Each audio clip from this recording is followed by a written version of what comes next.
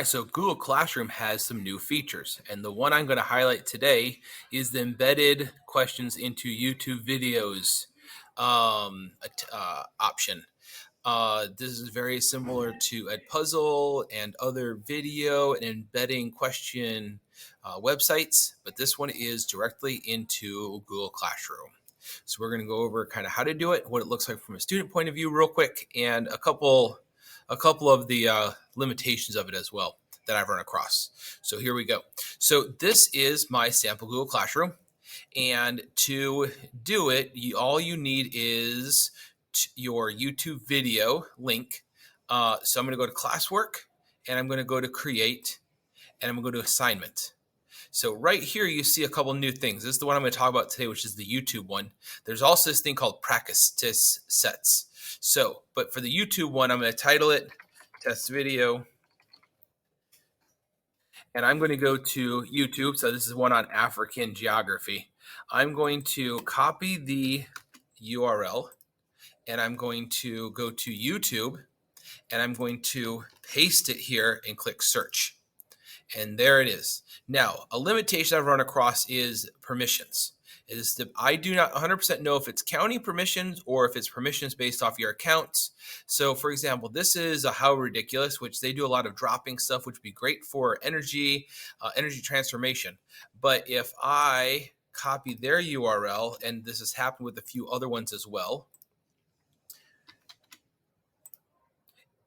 it's going to give me this video unavailable. I think it's because of restrictions and how it's put into YouTube, that it's not either made for kids or some restrictions on there. So you check and make sure that your video will work there first before you put a whole activity together regarding it.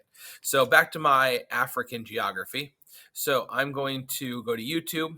I'm going to put this in here, click search. Now I'm going to add questions.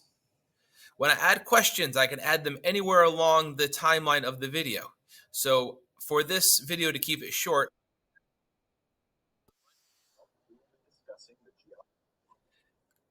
you're going to click add. You have multiple choice checkboxes or open-ended. So for this, I'm going to do open-ended. And I'm going to put the question of, tell me one thing you know about Africa.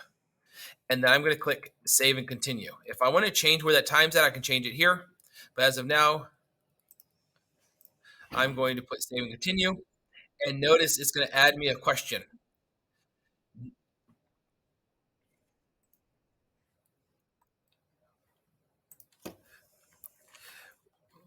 What is one way we can affect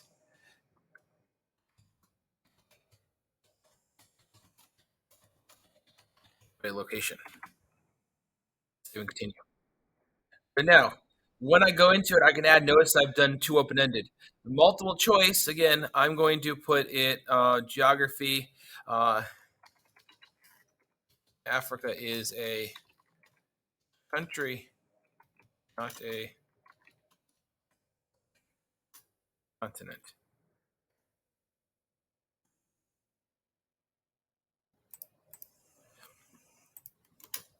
And then I'm going to put true, false. And then as the teacher,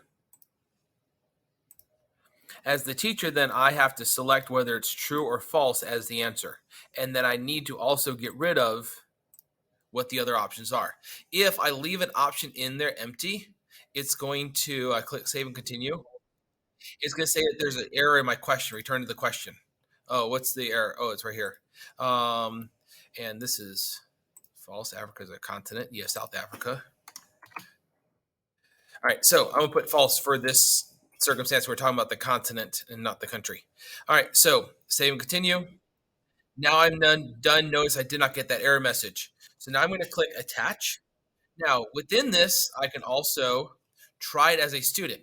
When you try it as a student, it allows you to see what it looks like from a student point of view. But I'm going to click attach for now. Now I can obviously then I can assign it to people. So I'm going to assign it to just my sample student here. And I can add grades to it. I can set points to it, a due date, just like everything else, add a rubric. But I'm not going to do that right now. I'm going to click assign. And when I do that, under my student view, you will see an assignment. So here's my test video again from the teacher point of view. Now, as the student, I see it like this. So here's my new test video about the Africa one. So as a student, I will click on my assignment.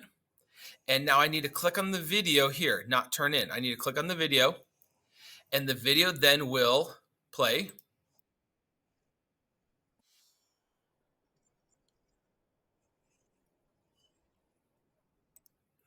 And for this, I'm just going to put test answer for now.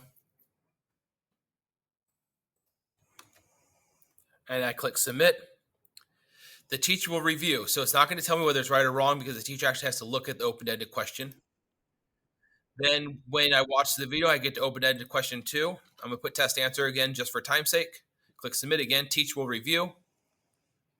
The video will then keep playing, and then I'll get to my multiple choice. So if I put true and click submit, it will tell me try another answer, which obviously means that it is false. Or if there's multiple choice to it and more than 2 answers or options, you click rewatch and it'll go back to where the other question ended.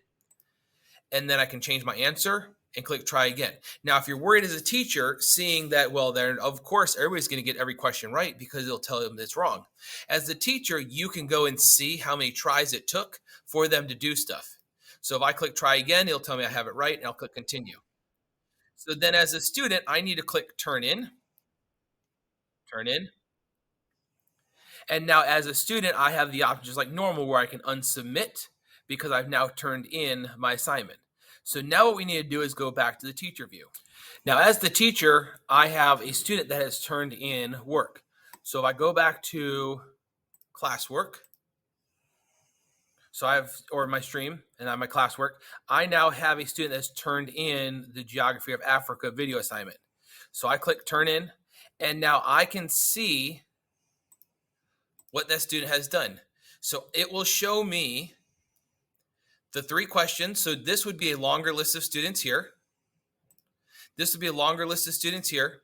Now, this is the ones that I need to grade. Say it says ungraded. Real quickly, tell me one thing you know about Africa. Test answer. Let's pretend that student got it right. So I'll put correct. It'll update it. Then let's say this one was wrong. I can put incorrect. Now this one, it shows that he got it correct or she got it correct, but it says +1 attempt, which means that it took more than 1 attempt. I can now click on that and it will show me what the other attempts were. So if a student had a multiple choice and there was 4 options for it, and they selected all of the other options until they got it right, it would show +3 attempts and it would give you all of the attempts in order the student made. Also over here, it shows you what attempts they got it done on. So this one, dark green, shows you that it took first attempt because that was self-graded. This one was incorrect, and this one was correct after 2 or more attempts. So you can see a graph of how many they got right over here to the left amongst your students. Then you can obviously grade it, and you can return it just like normal. So we'll give this student an 80. It's not straight points. Return, return.